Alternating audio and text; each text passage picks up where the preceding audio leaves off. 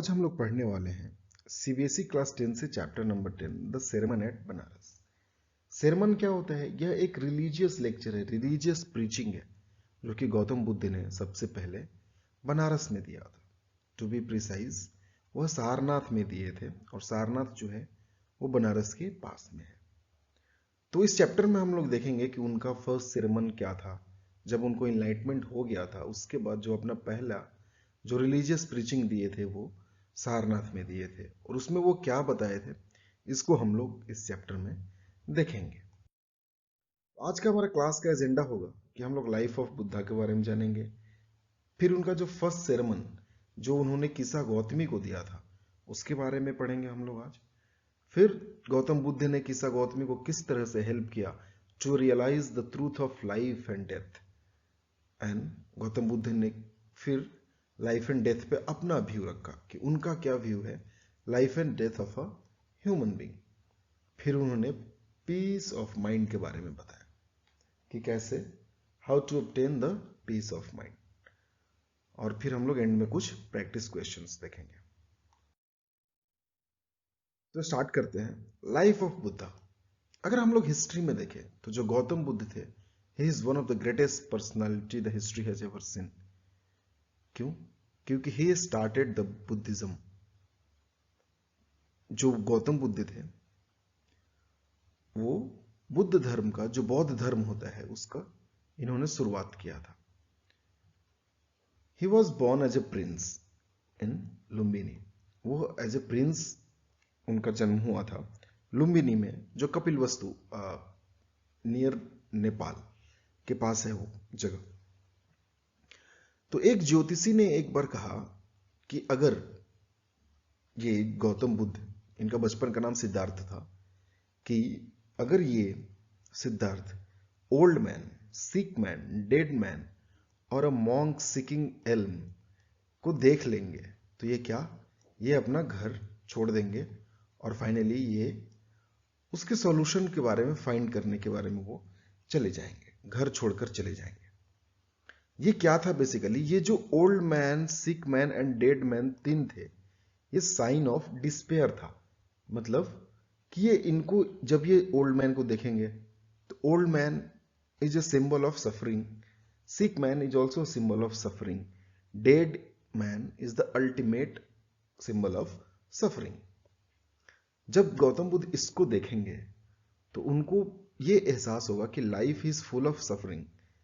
And जब वो monk seeking alm को देखेंगे then he will have the hope, कि उनको ये होप होगा कि there is some solution to overcome the suffering of life, and finally to seek that solution, to know that solution, he will finally leave his home. ऐसा ज्योतिषी ने बताया। गौतम बुद्ध जो कि सिद्धार्थ थे, उनकी जो स्टार्टिंग में जो एजुकेशन हुआ वो हिंदी स्क्रिप्चर में हुआ। वो आश्रम में गए, वो पढ़ाई किए, फाइनली वो शादी किए और उनका एक पुत्र भी हुआ। बट फाइनली वो क्या हुआ, वो old man, sick man and dead man को देखे तो जो उनका लाइफ था, he came to realise that the life is full of sufferings. And फिर वो एक दिन मॉन्क सीकिंग एल्म्स को देखे तो उनको लगा कि there is hope to overcome this suffering. Then he finally left his home. ठीक है, जब वो अपना घर छोड़े, कहां से? लुम्बिनी से, then he move southward to the Bodh Gaya. वो जब बोध गया में आए, इससे पहले वो बहुत ही कठिन तपस्या किए, बहुत से गुरु के पास गए, पर उन्हें कुछ समझ नहीं आ रहा था। He was not able to find the solution. तो वो अपना जो मेडिटेशन होता था वो करते थे। तो ऐसा था कि जब बोध गया वो जब पहुंचे तो वो पीपल ट्री के नीचे मेडिटेशन कर रहे थे। तो एक बार in the midnight of 49th day he got the enlightenment. उनको ज्ञान की प्राप्ति हुई। तब से वो सिद्धार्थ गौतम बुद्ध बन गए। अब उसके बाद वो क्या हुआ कि वो जब उनको इनलाइटमेंट हो गया तो वो बोध गया से बनारस की तरफ आए, और वहीं पर वो अपना सारनाथ में अपना पहला सेरेमन दिए थे, जो कि हम लोग इस चैप्टर में पढ़ेंगे कि वो सेरेमन क्या था। और फाइनली सारनाथ में और पूरा बुद्ध धर्म बनाने के बाद he moved again upward to the north side and finally he achieved to the Mahaparinirvana. Finally he left his body. जैसा कि हम लोग हिंदू धर्म में बोलते हैं मोक्ष, उसी तरह बुद्ध धर्म में उसको हम लोग महापरिनिर्वाण बोलते हैं। तो वो कुशीनगर में उनको महापरिनिर्वाण हुआ। ठीक है, तो जो पहला सेरेमन था जो गौतम बुद्ध ने किस्सा गौतमी के बारे में दिया था, तो यह एक स्टोरी है कि किस्सा गौतमी जो थी उसका एकमात्र पुत्र का देहांत हो गया था, वो उसका डेथ हो गया था। तो Kisa Gotami was grief stricken due to death of her only son. उसको बहुत दुख हुआ and she was very sad. और वो जो भी रास्ते में उसको मिलता था वो सबसे बोलती थी कि इसको वापस ला दो, to bring him back to the life. सब लोग बोलते थे कि तुम पागल हुई हो, ऐसे कैसे हो सकता है, जो मर गया है उसको हम लोग वापस कैसे जिंदा कर सकते हैं। तो पर वो किसी की सुनती नहीं थी, फिर भी वो जो आता था उससे यही पूछती थी। पर एक दिन क्या हुआ, someone suggested her to go to the Shakya Muni, that is Buddha. Buddha उस टाइम सारनाथ में थे, बनारस के पास। तो समवन सजेस्टेड कि तुम एक शाक्य मुनि है, तुम उनके पास जाओ, ही विल हेल्प यू। तो फाइनली वो वहां गई।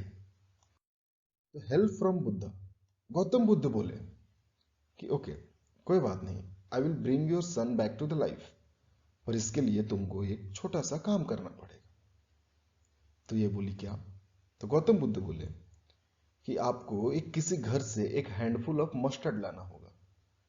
तो वो बोली जरूर, मैं बिल्कुल लाऊंगी। जब वो जाने लगी तो गौतम बुद्ध बोले कि हाँ, एक कंडीशन है, वो जो मस्टर्ड होना चाहिए वो उस घर से होना चाहिए कि जिस घर में अभी तक कोई भी नियर एंड डियर्स का डेथ नहीं हुआ हो। तो किस्सा गौतमी बोली ओके ठीक है, वो जाएंगी। वो गई, सभी घर में सर्च की, सारे घर वाले रेडी थे कि ठीक है, ये हैंडफुल ऑफ मस्टर्ड यहां रखा है, ले जाओ। पर वो जैसे ही पूछती थी कि क्या किसी का डेथ हुआ है क्या, तो सारे बोलते थे कि डोंट रिमेंबर। क्योंकि क्या है कि हम लोग अभी अगर देखें तो हमारे यहाँ जो भी अभी लिविंग्स हैं उनको हम लोग काउंट कर सकते हैं। हमारे जो रिलेटिव हैं, फ्रेंड्स हैं, वो लोग काउंटेबल हैं, दे आर फ्यू। पर हमारे पूरे लीनिएज में हमारे दादा, उनसे पहले पता नहीं हमारे फैमिली में कितनों की डेथ हो गई हो, जिसको हम लोग को नहीं पता है। तो सभी लोग यही बोल रहे थे कि हमें वो याद नहीं दिलाओ, क्योंकि जो जिंदा है वो बहुत कम है और मरने वाले की लिस्ट क्या है, बहुत लंबी है। तो फाइनली किस्सा गौतमी को क्या हुआ कि she didn't find even a single house from where she can brought a handful of mustard where not even a single death has occurred. ठीक है, तो फिर वो किस्सा गौतमी फाइनली वो थक हार के वो एक नदी के किनारे बैठ जाती है। फिर वहां से वो क्या, सिटी के लाइट को देखती है। वो लाइट क्या होता है कि वो जलता है, फिर फ्लिकर होता है, थोड़ा देर के बाद फिर लाइट बंद हो जाता है, फिर कोई लाइट जलता है, फिर दूसरा बंद हो जाता है, और धीरे धीरे धीरे धीरे करके फाइनली जो होल सिटी है उसका सारा लाइट बंद हो जाता है and whole city was under the grip of darkness. Then she came to realize the truth of life. क्या उसने क्या वो रियलाइज किया कि जो इंसान का जो लाइफ है वो एक लाइट की तरफ फ्लिकर करता है थोड़ा देर के लिए और फाइनली वो खत्म हो जाता है। और उसने रियलाइज किया कि she was being the selfish. क्यों? क्योंकि ये इसके पुत्र का बात था, ये उसके ओनली सन के बारे में बात था। क्योंकि उसने रियलाइज किया कि डेथ तो सबको है, सबको आना है, this is the universal truth, जो जन्म लिया है वो मरेगा ही। ये बात दूसरी थी कि वो आज जिसका डेथ हुआ उसका वो एकमात्र बेटा था, इसलिए वो आज इतना दुख थी। तब उसने क्या किया, after observing the light of the city, Gautami compared the life of mortals with flickering light of the city. Gautami realized that the sea was being selfish. फिर उसने क्या वो रियलाइज किया कि to become immortal one has to give up their selfish nature. जब वो selfish हो रही थी क्योंकि जो डेथ हुआ था उसके मतलब ओनली सन का हुआ था, जो कि एक ही उसका पुत्र था, तब उसने रियलाइज किया कि टू इमोर्टल्स बनने के लिए हमको सेल्फिश नेचर को त्यागना पड़ेगा, छोड़ना पड़ेगा। फिर लाइफ एंड डेथ के बारे में गौतम बुद्ध का क्या व्यू था? तो गौतम बुद्ध बताते हैं, life of mortal is brief, filled with pain and suffering. वो बताते हैं कि जो भी जन्म लिया है, जो भी मोर्टल्स हैं, जिनको एक दिन मरना है, जिनके लिए क्या है कि death is the inevitable truth, कि जो लाइफ है वो क्या है, बहुत छोटा है, और वो भी जो है वो पेन और सफरिंग से भरा हुआ है, इसमें दुख है।